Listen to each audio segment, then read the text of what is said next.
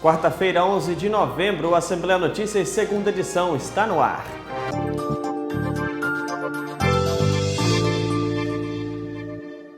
Seja bem-vindo, uma ótima noite para você. A seca voltou a ser assunto no plenário. Esse foi um dos temas debatidos na sessão extraordinária que aconteceu hoje pela manhã.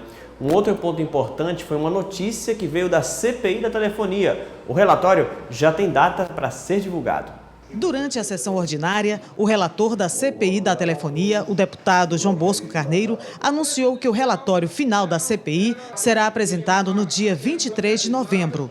O parlamentar destacou alguns dos resultados do trabalho da comissão, que poderá propor um termo de ajustamento de conduta às empresas de telefonia, no sentido de garantir aos consumidores serviços de qualidade com acesso à internet banda larga em todos os municípios paraibanos. Nós estamos aguardando por parte das empresas a apresentação de proposta para fazer o TAC, para definir os investimentos que possam ser feitos aqui na Paraíba, e com a apresentação do relatório nós vamos dar continuidade, se for o caso, se não for firmado o TAC, nós vamos dar continuidade aos trabalhos de investigação. A crise hídrica voltou a ser tema de debate em plenário. O deputado Manuel Ludigério lembrou que o açude de Boqueirão sofre colapso e, com exceção do litoral paraibano, o problema da falta d'água no estado atinge todos os municípios. A partir de janeiro, o açude de Boqueirão começa a entrar no seu volume morto, ou seja, o volume morto do açude começa a ser bombeado através de um sistema flutuante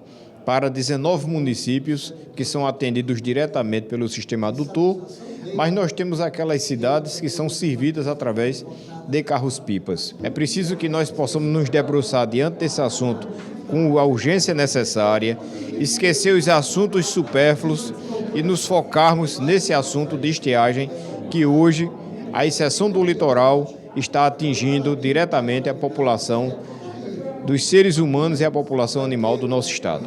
Ainda durante a sessão, o deputado Anísio Maia se posicionou a favor do amplo debate sobre o mérito de todos os projetos de leis apresentados à Assembleia antes de passarem para apreciação e votação em plenário. Essa casa não pode aprovar matéria do judiciário num ritmo de flash.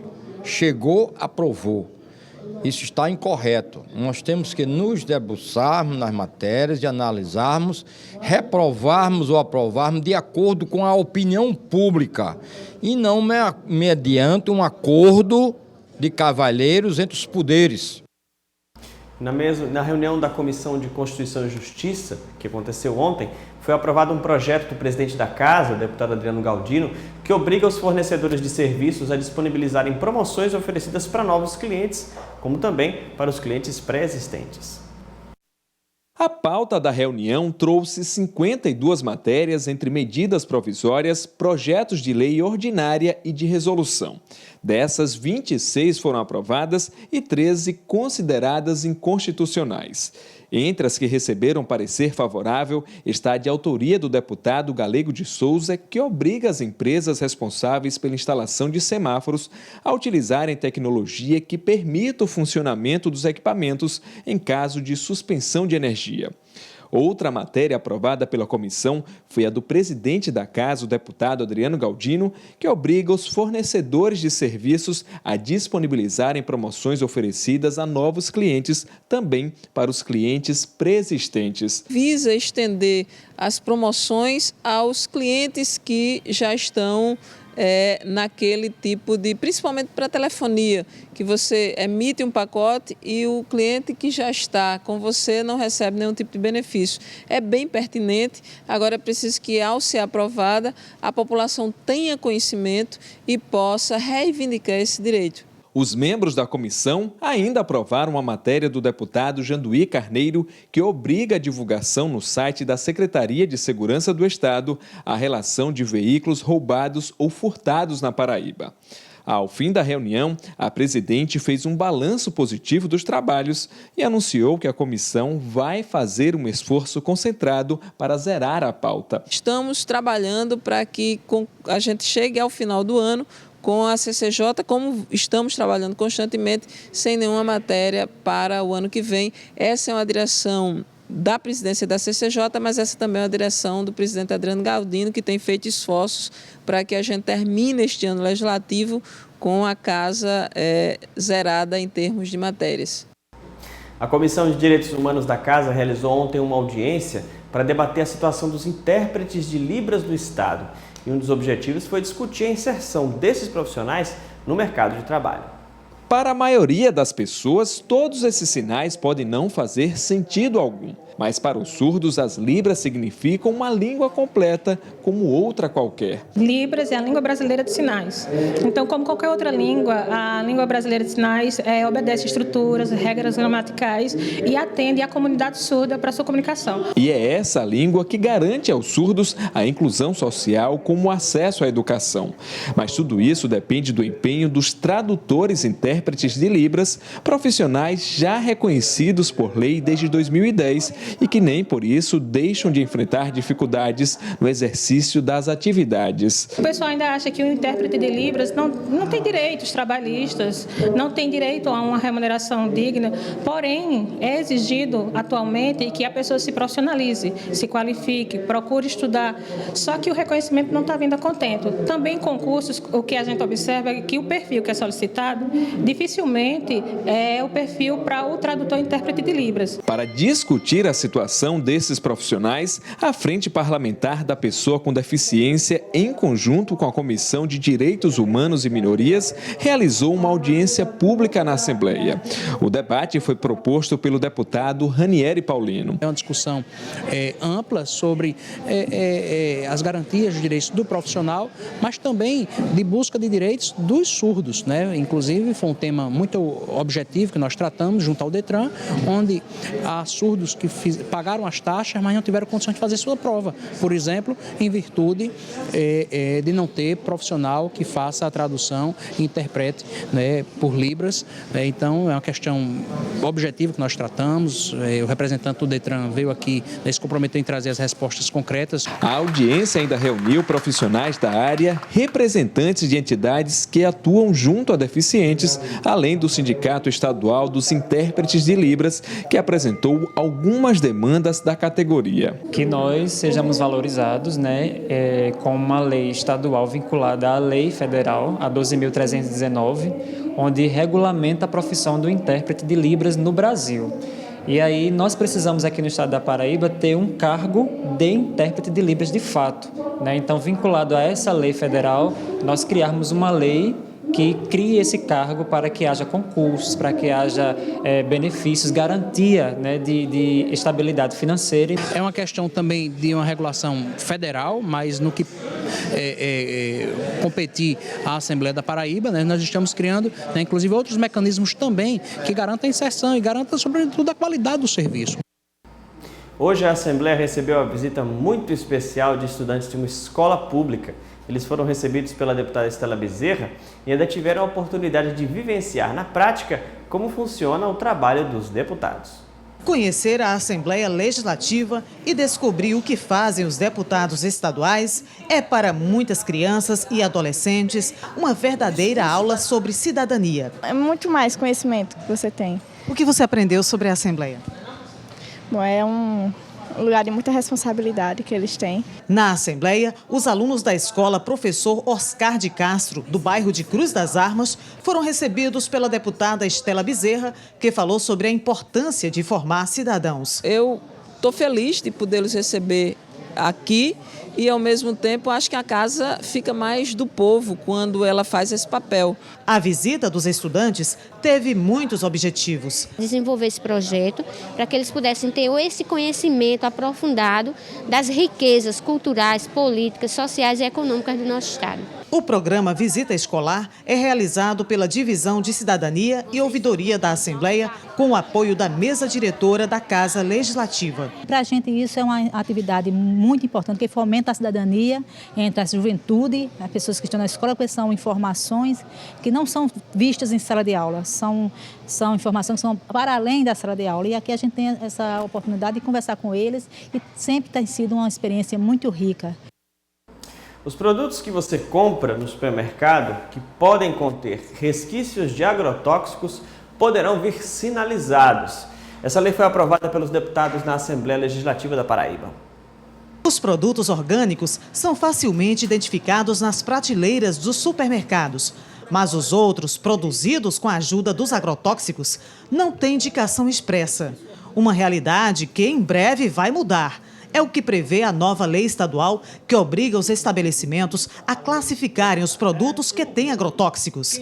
A nova regra, de autoria do deputado Hervásio Bezerra, que foi aprovada recentemente pela Assembleia, é motivo de muitos elogios dos consumidores. Eu acho importantíssimo, porque dessa forma a gente consegue identificar, né, e saber o que vai comprar.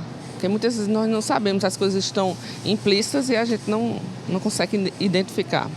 Segundo dados do IBGE, em 10 anos, a comercialização de agrotóxicos no país cresceu 155%.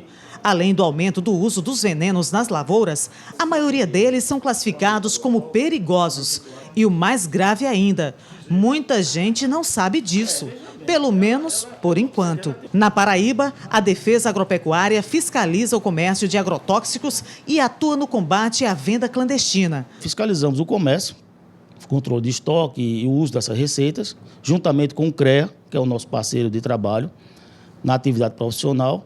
E no campo, nós fiscalizamos o uso, orientando o produtor da forma, se for usar corretamente, e se houver irregularidade, como já encontramos, temos que cautelarmente destruir aquela produção que vai ser comercializada. O maior desafio é convencer os produtores rurais sobre a importância de fazer uso dos venenos na lavoura apenas com a orientação de agrônomos. A gente tem feito um trabalho de orientação, educação, mostrar que se for usar, use corretamente. Porque eles vão muito na cultura de que o que não está dando certo agora, aumenta a dosagem, ou então bota o produto mais forte. Meu vizinho usou um produto, deu certo, vai dar para mim também. Produto que é indicado, por exemplo, para a cultura do pimentão, ele está usando em tomate. Então, são situações diferentes que ele tem que ser orientado. O mapa da violência, que foi divulgado essa semana, mostrou que os crimes contra as mulheres se mantêm no topo das estatísticas. E mais da metade dos homicídios é cometido por um parente, parceiro ou ex-parceiro. 106.093 mulheres foram assassinadas no Brasil de 1980 a 2013. O número assustador foi revelado pelo Mapa da Violência, divulgado na última segunda-feira. O mapa mostrou que a taxa de assassinatos de mulheres é de 4,8% para cada 100 mil habitantes, sendo a quinta maior do planeta. Um dado que demonstra a força da cultura do machismo, segundo a secretária da Mulher e da Diversidade Humana da Paraíba. Por que esse machismo ainda continua tão forte na sociedade? E agora a gente tem um momento muito negativo, porque a gente tem um retrocesso muito grande das conquistas das mulheres, do ponto de vista do debate público. A gente tem um fundamentalismo religioso, a gente tem um apelo a um conservadorismo que está no Congresso Nacional, por exemplo, que está em vários espaços da sociedade, e isso repercute nas relações pessoais e repercute nessa relação entre homens e mulheres e nesses índices que levam ao homicídio, lembrando que antes do homicídio muitas outras formas de violência acontecem com as mulheres, como a violência psicológica, a violência sexual. Prova disso é o perfil dos assassinos, também mostrados na pesquisa. De acordo com o Mapa da Violência, 50,3% das mulheres assassinadas foram mortas por familiares. Desses, 33,2% são companheiros ou ex-companheiros. A coordenadora das delegacias da mulher na Paraíba fala que essa proximidade entre vítimas e assassinos dificulta a segurança muitas vezes. Existe um conflito já instalado naquela relação há algum tempo. Então, muitas vezes nós nos deparamos com pessoas que têm um histórico de 10, 15, 20 anos de convivência e essas mulheres não conseguiram sair do ciclo da violência. Muitas vezes essas mulheres nunca denunciaram. Algumas vezes, algumas mulheres denunciam, têm medida protetiva, certo? Mas voltam a conviver com o seu companheiro. Então, existe todo um trabalho nosso, mas, obviamente, o Estado tem um limite. Na Paraíba já existe hoje toda uma estrutura para combater a violência doméstica. Nós estamos hoje com 11 delegacias instaladas em todo o estado da Paraíba, 2 núcleos de atendimento dessas delegacias especializadas ao atendimento à mulher. E em todo o estado da Paraíba nós contamos hoje com profissionais delegados, bem como todo o corpo de policiais treinados, qualificados para o atendimento a qualquer mulher que se dirija a uma delegacia em qualquer local aqui do estado. Algumas ações foram realizadas. A primeira delas foi a implantação de uma casa-abrigo para abrigar mulheres vítimas de violência que correm risco de morte em todo o estado. Também foi implantado um Centro Estadual de Referência da Mulher em Campina Grande. Todos os CREAs hoje da Paraíba, os CREAs regionais, foram capacitados para atender a violência contra a mulher. Os CREAs municipais, os CRAs, as prefeituras, né, os diversos municípios da Paraíba têm sido conversado, têm sido dialogado para criar órgãos que executem política para as mulheres. Trabalhos que resultaram numa queda do número de feminicídios entre os anos de 2011 e 2014. A lei que estabelece o Programa de Combate à Intimidação Sistemática, ou o bullying, em todo o Brasil já está publicada e entra em vigor em até 90 dias. O texto foi sancionado pela Presidência da República essa semana. Vamos saber como essa medida se reflete na rede pública de ensino do Estado. O projeto determina que as escolas façam capacitação com professores e trabalhem a prevenção e o combate ao bullying. Um problema que muitas vezes acontece de forma velada entre os estudantes. Esta psicóloga explica que quanto antes o tema for abordado, melhor. Na infância, onde a personalidade está sendo formada. E todo preconceito, todo trabalho, né, na verdade, que puder contribuir para que essa criança ela cresça de forma saudável, né, que a personalidade ela se desenvolva de forma saudável, tentando, na verdade, evitar todos os danos que o bullying e todos os preconceitos possam causar no desenvolvimento sadio dela. A medida do governo federal não é novidade para esta escola estadual, que trabalha a conscientização dos alunos antes mesmo da expressão bullying existir. Foi surgindo também a agressão das pessoas que não respeitavam seus colegas por ter trejeito, a questão da homossexualidade, a questão da cor, a questão do cabelo, ser crespo ou não. E com isso, nós fomos vendo essa necessidade de dialogar, né? E dentro da sala de aula construir momentos de discussão e de fóruns de debate para poder coibir, né, exatamente essa questão do bullying na sala de aula. As conversas e os esclarecimentos sobre o tema já surtiram efeito positivo. Islânia tem 14 anos e recentemente foi vítima do bullying, mas ao contrário de muitas, ela reagiu diferente. Com a ajuda do professor e da escola, ela resolveu assumir a cor e os cabelos que tem. É isso aí. Antigamente, eu era completamente diferente do que eu sou hoje. Eu vivia, meu cabelo era preso, eu era muito fechada. E, enfim, eu notei que dentro de mim tinha outra pessoa que eu poderia muito bem libertar. Esse dentro de mim.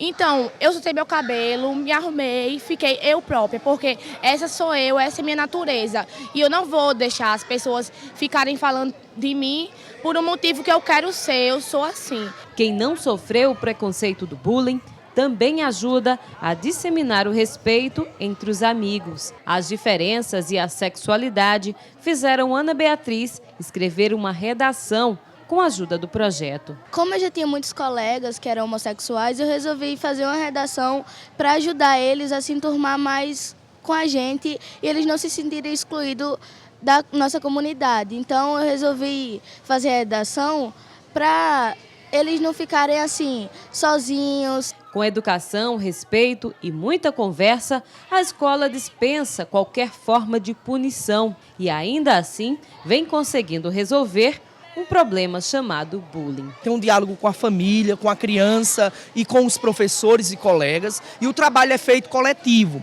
né? Volto a repetir, nada de punição, acima de tudo, uma reflexão. Nós trabalhamos com a proposta reflexiva socioconstrutivista, e daí o próprio educando ele vai percebendo que aquilo que ele comete, né, é algo que vem agredir e a degredir a imagem do seu colega, e ele fere o princípio da ética e da cidadania. Quem já tem um pequeno negócio ou pensa em investir no setor tem uma oportunidade de se informar mais sobre isso essa semana em Bahia. É a oficina Sebrae do Empreendedorismo que está com inscrições abertas até sexta-feira no Clube São Paulo, no centro da cidade. O ônibus está parado em uma das principais avenidas de Bahia e vem convidar a população e quem sonha em ter um próprio negócio para participar de oficinas de empreendedorismo. Dentro do veículo, os interessados recebem as informações sobre o curso e a metodologia. É um curso de 15 horas, é um curso vivencial, então onde as pessoas colocam prática, vai ver a teoria e prática durante essas 15 horas. São 5 dias, onde vai vivenciar uma empresa. Rose é empresária, já fez o curso uma vez. Gostou tanto que vai fazer a inscrição novamente. Direcionamento e orientação que para ela são fundamentais. O comércio ele é comum, você está indo no trânsito, tem que ter um rumo. Você tem que saber onde quer chegar e saber também mudar o tráfego quando você vê que não está chegando ali onde era o seu objetivo. Comércio é isso e o Sebrae sabe disso muito bem e sabe passar técnicas, incentivos que são cabíveis. O curso vai acontecer na próxima semana neste clube em Bahia. As inscrições custam R$10. Para os interessados, eles podem se dirigir até o ônibus do Sebrae, que fica aqui, está de frente ao São Paulo de Bahia, ou procurar a sala do empreendedor aqui na cidade, que aí ele pode obter as informações e também as inscrições. Nós o ônibus aqui, estamos com a equipe preparada das 8 até as 17 horas. O Assembleia Notícias, segunda edição, fica por aqui. Não deixe de acompanhar o nosso trabalho na internet. No site al.pb.gov.br tem as notícias dos deputados e no youtube.com/legislativopb a nossa programação. A partir das 9 horas da manhã tem a primeira edição com Cláudia Carvalho. Um pouquinho mais cedo, às 8h30. A gente volta amanhã. Uma boa tarde para você, uma boa noite para você.